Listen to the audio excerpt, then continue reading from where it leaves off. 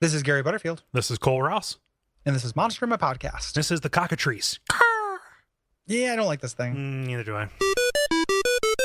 There's a monster in my podcast. You're just a basilisk. Yeah, you're just a birdie basilisks. Yep. And again, it's like, I understand you're from nature. You have to be in here, but I'm not scared of you. It's not from nature. Don't like you. I just understand that in order for this book to be educational, they had to include a certain percentage of monsters from nature, and you got in under that. Okay, it's like you got into college for free for being blind. I'm not going to truck it. Accept it.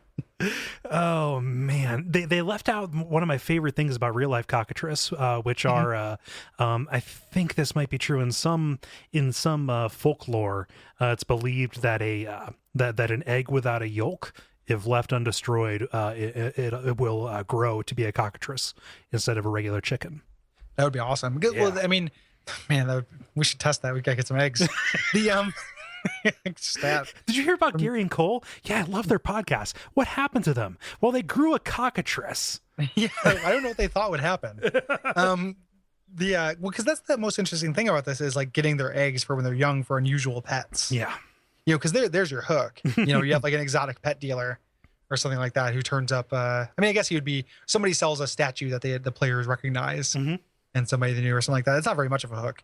No. I like the idea. So, like, if these things hatched and they look like just like regular peeps, if they, it's like regular chicks, but then they slowly grew. Marshmallow cockatrice. Yeah. And if they just kind of like rolled around in with like a coop, and then all of a sudden a small town is getting statuified, and they don't know how. Yeah. Or somebody does it on purpose. This guy who's controlled by the cloaker and mails the adventurers a tiny chick that's been turned to stone. Yeah. It's an invitation to the town. Yeah, as a series of clues. Man, I gotta play more D&D. I feel like this is a good outlet for it, though. Yeah, I think way cooler than the cockatrice is the pyrolisk. Oh yeah, who is smart and evil, and the only difference is instead of turning you to stone, his gaze sets you on fire. Yep, like that's original and badass. You have to make a save versus death.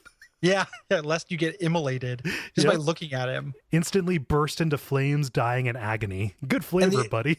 And the only clue that this is going to happen is that he has one red feather. That's great. That's really like evocative and cool.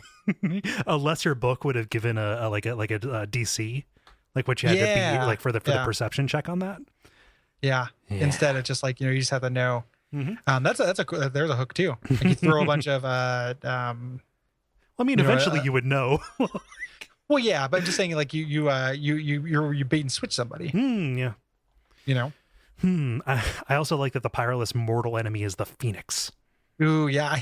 They hate each other. We didn't describe what these are. So when we say cockatrice, they're like just lizard birds. And they've got like a tail, like with a bunch of feathers on it. And they'll turn it like the regular ones will turn you to stone by pecking at you. Yeah. Yep. Yeah, I love these things quite a bit. The Pyralisks. The regular ones, not so much. They have bat wings for no reason. Right. Like I don't really understand that. Yeah. It's like a cargo cult of evil a little bit. Like let's just add bat wings to it to make it it's a real lazy shorthand. Also, I don't know if like actual cockatrices elsewhere have the bat wings. I think that like that feels like a concession to this just to make it more monstrous. Yeah. Agreed. Try harder. Yeah, try harder, cockatrice. Suck my cockatrice. Brought to you by our backers at patreon.com/duckfeed.tv.